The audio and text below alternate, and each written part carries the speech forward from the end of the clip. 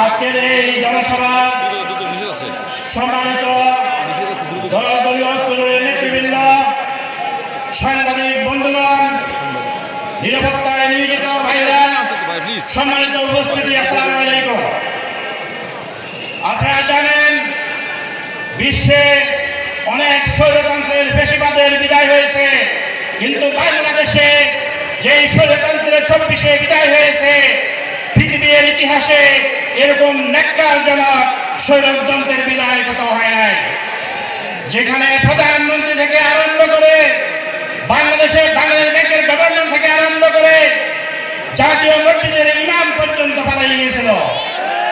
সম্মানিত উপস্থিতি, 24-এ গণ অভ্যুত্থানে 1500 ছাত্র জনতার জীবনের বিনিময়ে এবং 30,000 আহত পঙ্গুত্বর বিনিময়ে আমরা যে স্বাধীন দেশ পেয়েছি, আমরা কি পুনরায় স্বৈরতন্ত্র আর ফ্যাসিবাদের দূষণকে আবার ক্ষমতা দেখতে চাই?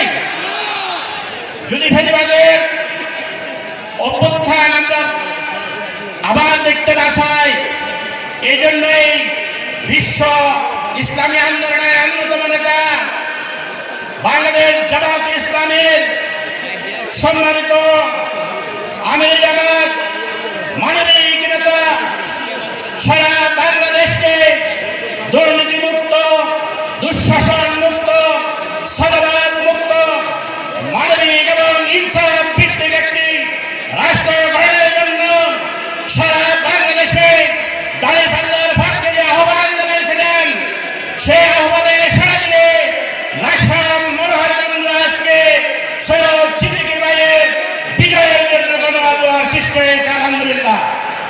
সম্মানিত উপস্থিতি, 2001 সাল থেকে আমরা এই আসনে এককভাবে জামাত তার নিজস্ব প্রতীক নিয়ে নির্বাচন করতে পারে নাই। আমরা আমাদের বন্ধুদেরকে সহযোগিতা করেছি, সাপোর্ট দিয়েছি।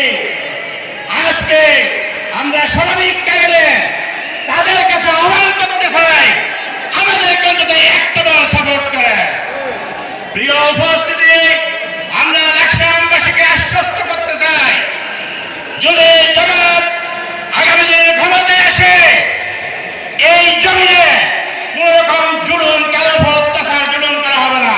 সাদার জন্য কারো ব্যবসা বিল্ডিং বন্ধ করা হবে না ইনশাআল্লাহ।